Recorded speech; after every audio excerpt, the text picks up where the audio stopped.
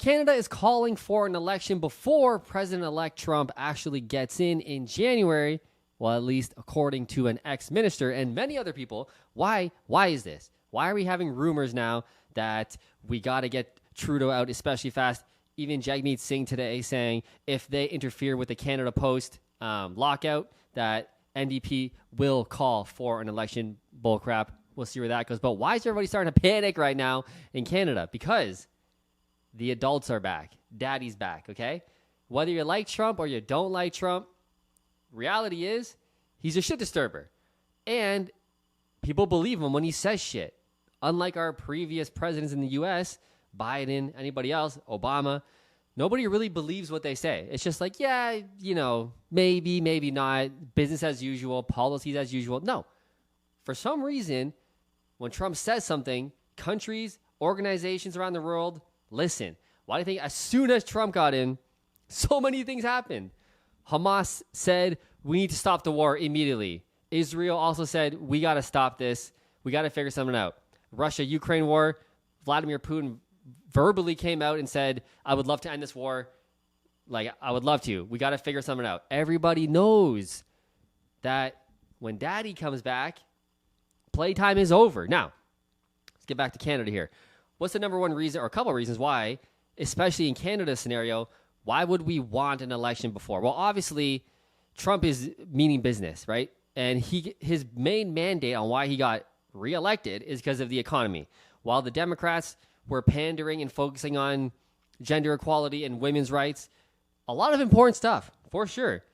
But it wasn't the most important stuff with the American people. And that was blatantly obvious by the obliteration of Kamala Harris. She got obliterated. Why? Number one focus is economy, jobs, money. Things are expensive. Gas is expensive. Food is expensive. We got to get that shit down before we start worrying about women playing in men's sports and vice versa. That's secondary. And that was the whole Democrats' main mandate, was like theatrical bullshit. Anyway, the people spoke. So, economy-wise, Trump's all about bringing jobs, America first, pumping oil. America first, the most important one. Tariffs on everybody. Tariffs on Canada for our wood and aluminum. Well, that's not good. So we need a government in Canada that can hang with Trump, that can negotiate. And we know Trudeau is a bad negotiator. He's soft. He's been getting rolled over. The first time Trump was in 2016, he just rolled over Canada, blew up NAFTA, fucked it all up, and he's going to go double time now. So that's what everybody's worried about, okay? Because our economy is in the dumps. Canada's in the dumps. America's doing pretty good considering everything that's going on in the whole world. They're making out like bandits here. Canada's not. And we're going to have a Trump America first type of president. That's not good for Canada either. Why? We're an oil nation. Trudeau, he doesn't like to admit that or acknowledge that, but he knows it. He knows it. Oil is the most important thing. We are an oil nation. And if somebody starts fucking with oil, you're fucking with Canada. And Trump's going to be fucking with oil. So we need somebody that can negotiate. Second thing is national security, right? Trump has already shat on Canada and Trudeau specifically about how we're not meeting our NATO targets. We're only spending 1.3% of our GDP on defense. We should be spending 2%. That was the NATO agreement. When he gets in, he's going to start pointing the finger. I ain't covering you guys. I'm sick of it. You're paying 2%. And if not, I'm sure there will be consequences. A Pierre Poilievre government has already said he would love to hit that 2% target. He just has no idea if he can because of the amount of misspending and the budgeting that has been blown up. He doesn't know if he can. He's got to get in there, clean house, get a hold of the actual books, and see what he can cut, because we know Pierre Poilievre is going to cut a lot of unnecessary spending, a lot like Elon Musk and Vivek are part of the cleaning up of the budget and the financial system. We need something like that in Canada. Pierre Poilievre is the closest thing we got about that. Third, immigration policy.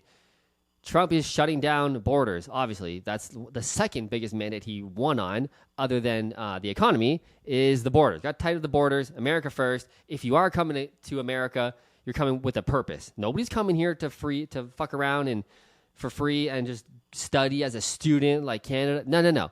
You gotta have a purpose here. You're spending money or you're starting a business, and I know this because we're going through the process now, right? We've moved our entire real estate business down to the U.S., and we're now filing for our E2 visa to live in the U.S. full time because I love the U.S. We already live in Naples, Florida for the wintertime in our winter home down in Naples. Now we want to make it full time because fuck Canada, okay?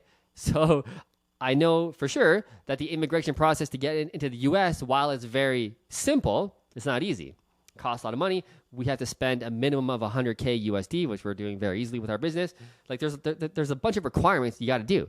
So free time is over coming to the U.S. Now that's bad for Canada because we've just been letting in people willy-nilly, which is why Trudeau himself has been talking back the immigration because he knows he's losing it. I mean, Americans and people from Canada aren't that different. We have our own culture. We're separate. There are some differences. But Trudeau's terrified. The amount of obliteration that the Democrats just got, Trudeau knows that if there's an election, it's going to be the same likely fate for him. Probably won't be as bad because Canadians are fucking weak and we don't mind people rolling over us, right? I mean, look at the election in BC. NDP won. Again, barely, but they still won. And then I think it was New Brunswick. It was a conservative premier government, and it flipped to liberal. That was like a month ago. You guys are fucked. Like, Canada's literally fucking stupid, okay? Next point, number 4, is energy. Trump's whole mandate, literally out of his mouth, drill, baby, drill. He quoted in his inauguration, not in his victory speech, liquid gold. Don't touch the liquid gold, Elon Musk, is what he said. Or no, Robert F. Kennedy. Don't touch the liquid gold. So his whole mandate has been drill, baby, drill.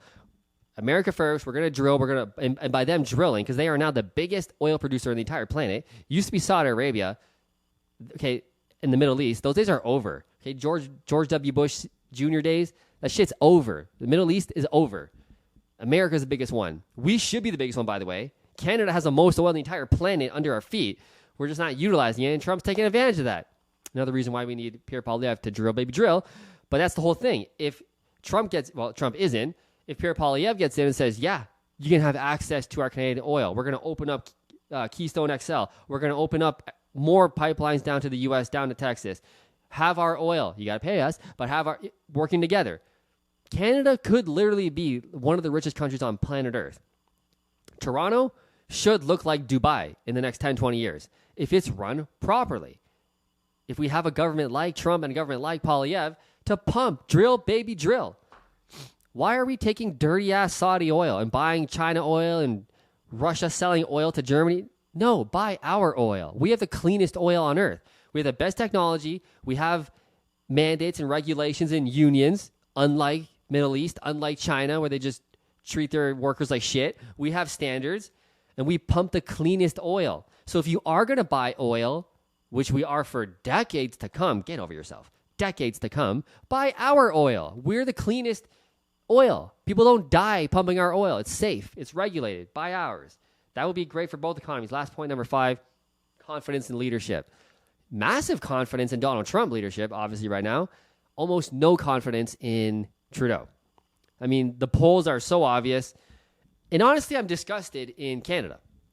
And this is where the difference between the U.S., their constitution, yeah, it's not perfect. But goddamn, is it ever cleaner? Because if right now a government was hated as much as Trudeau is, a 24% approval rate, that's insane. I think the lowest Biden ever got to was like 38, 42%. 24? And at one point it was like 17%. Like if there wasn't an election today, Trudeau would get 17%. He would almost be fourth party status. That's insane. It would be a conservative NDP. They still wouldn't make minority, but they'd be the minority. And liberals would be third. Almost close to friggin' Bloc Québécois. That's insane. How is that even possible?